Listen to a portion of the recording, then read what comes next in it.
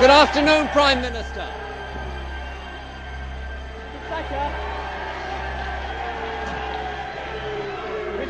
Good afternoon, Prime Minister. Hello. Have a word. Mrs. Thatcher. Mrs. Thatcher. Mrs. Thatcher.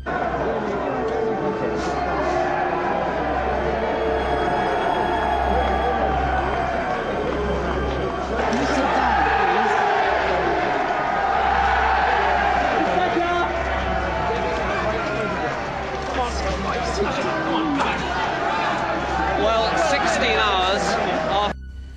Yes, people do know where they stand with us. Yes, they do know we're strong government. Yes, they do know we have a property-owning democracy, the like of which we've never had, which will give opportunities in the future we've never had before. Yes, I hope to go on and on. No, no, no.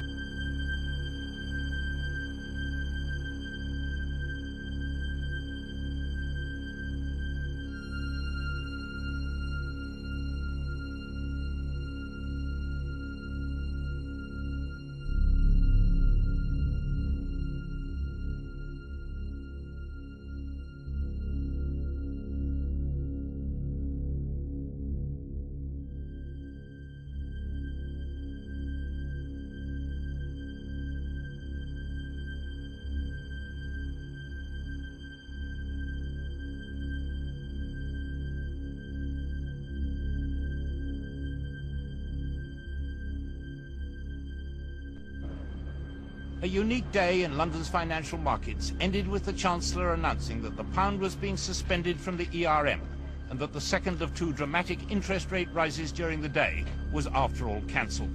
Today has been an extremely difficult and turbulent day. Massive speculative flows continued to disrupt the functioning of the exchange rate mechanism. As chairman of the Council of European Finance Ministers, I have called a meeting of the Monetary Committee in Brussels urgently tonight to consider how stability can be restored to the foreign exchange markets. In the meantime, the government has concluded that Britain's best interests are served by suspending our membership of the exchange rate mechanism. As a result, the second of the two interest rate increases that I sanctioned today will not take place tomorrow, and minimum lending rate will be at 12% until conditions become calmer. The most dramatic U-turn in government economic strategy for 25 years was forced on the Prime Minister and Chancellor by the overwhelming pressure of billions upon billions of pounds being sold in the foreign exchange markets. The pound will now be left to find its own level in the markets, inevitably below the ERM floor, which the government was pledged to defend. Only last Thursday, the Prime Minister reaffirmed in Glasgow the government's absolute rejection of any departure from the 2 Deutschmark 95 parity enshrined in the pound's membership of the ERM. All my adult life, I've seen British governments driven off their virtuous pursuit of low inflation by market problems or political pressures. I was under no illusions when I took Britain into the exchange rate mechanism. I said at the time that membership was no soft option. The soft option, the devaluers option, the inflationary option, in my judgment, that would be a betrayal of our future at this moment, and I tell you categorically, that is not the government's policy. Why did you bawl out Anne Widdecombe for sending flowers in what she calls a Christian gesture to Mrs. Lewis? I didn't, as she indeed has just confirmed. She said you were extremely... She said I didn't bawl her out. She said she objected to the words bawl out, but she said you were extremely agitated about it. I thought it was an inappropriate thing to do, given that I had just dismissed Mrs. Lewis's husband. Mr. Howard, have you ever lied in any public statement? Certainly not.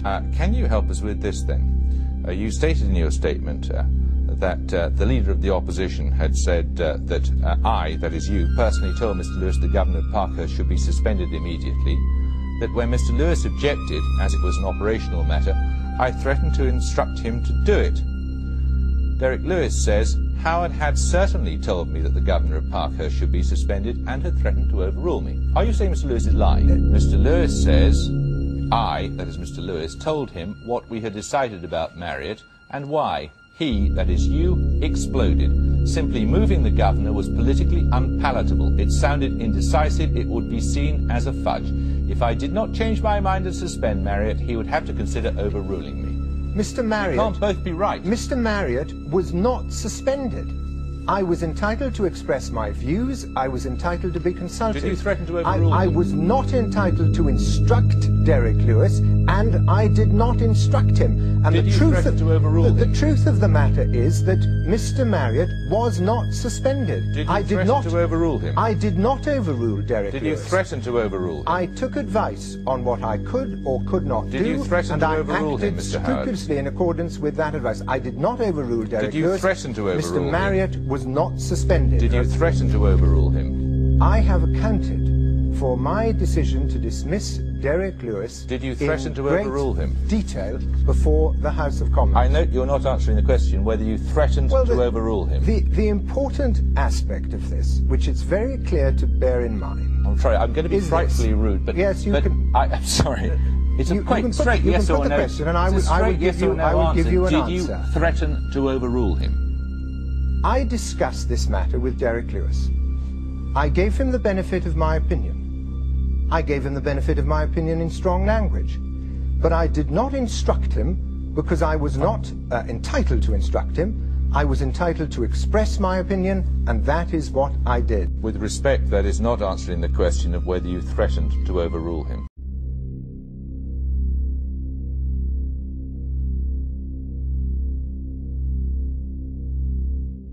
A lot of this. Bye-bye.